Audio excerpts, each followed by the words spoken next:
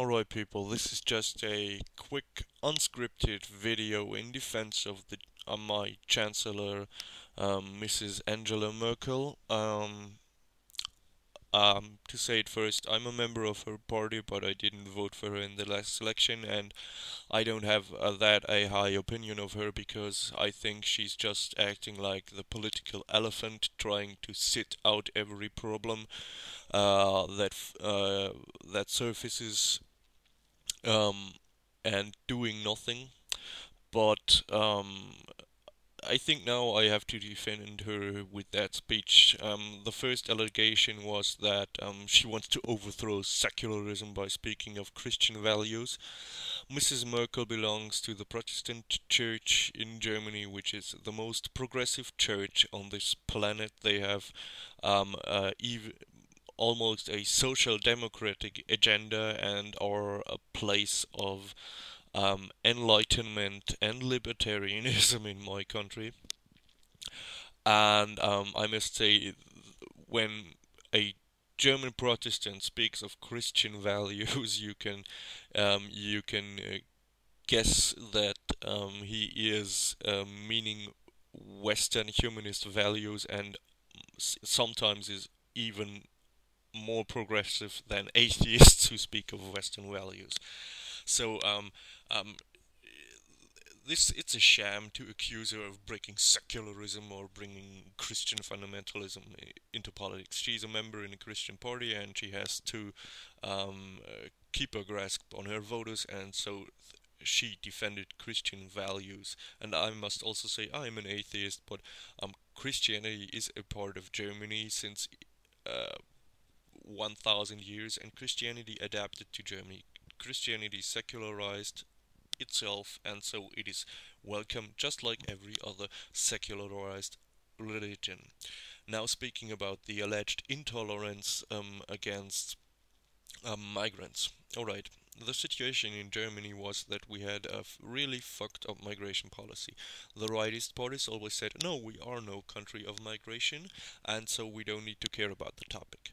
And the leftist party said, oh yeah, we have to dilute the German people because they all are Nazis, and also these immigrants we bring in, they vote for us, so hell yeah.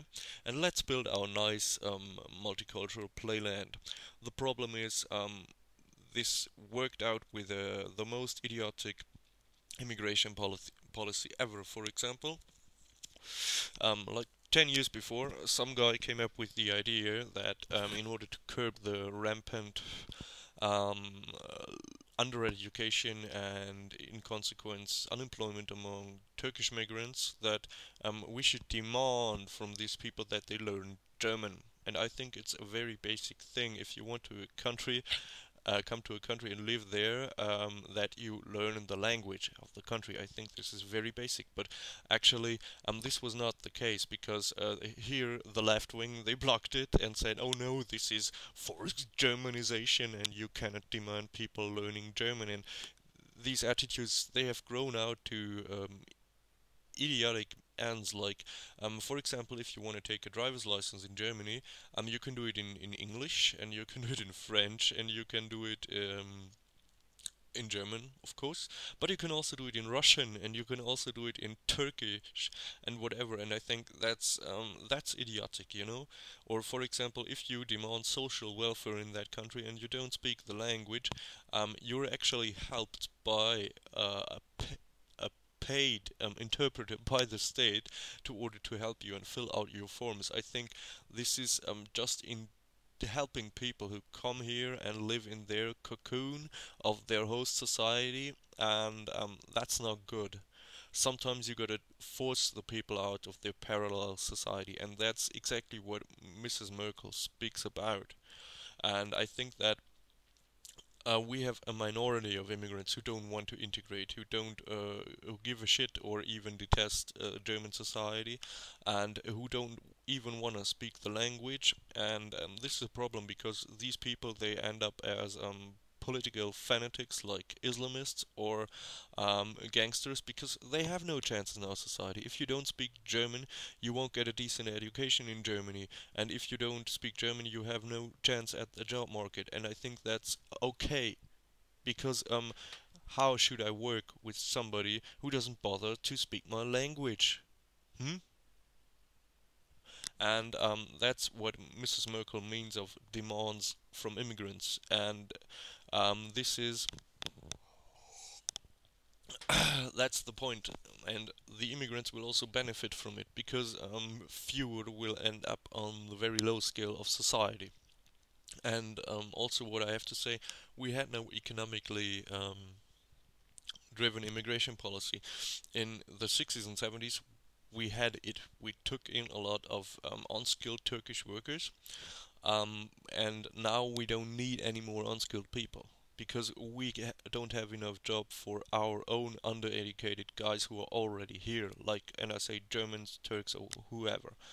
And so we need qualified people, and that is also about to change the the migration policy, because the migration policy was not really looking at, are you a peasant from Eastern Anatolia, or are you um, a absolvent of Ankara University? And that's what has to change, and that is what Mrs. Merkel means with that demands from immigrants, because the German society does a lot of things in order to help immigrants. It spends a lot of money in order to help immigrants, and I think we can, as German citizens, we can demand that the immigrants themselves get their asses up and do something. And I think also this will benefit those, and I think that's still the majority of immigrants, who want to integrate here and who want to be part of German society, because if we can eradicate or drive back this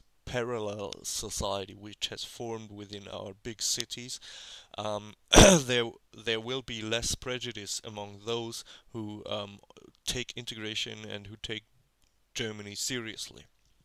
And to just a few comments about all that Nazi bullshit. I think I don't have a high opinion of Mrs. Merkel, but I think she's a real person with an anti-totalitarianist stance, because she suffered under the German communist dictatorship, and she actually was part of the Christian opposition against the communist regime in East Germany, and I think she is the last person in Germany who would ever fall for totalitarianist ideas. And so please get your idiotic Nazi allegations elsewhere and stop it, because it's just crap. It's not serious political analysis. It's just sensationalism for people who really don't have a clue about Germany and who really don't have a clue about Germany's political landscape. So, thanks for listening. I hope you can ignore all my stumblers in the video. It was unscripted and quick. So, bye bye.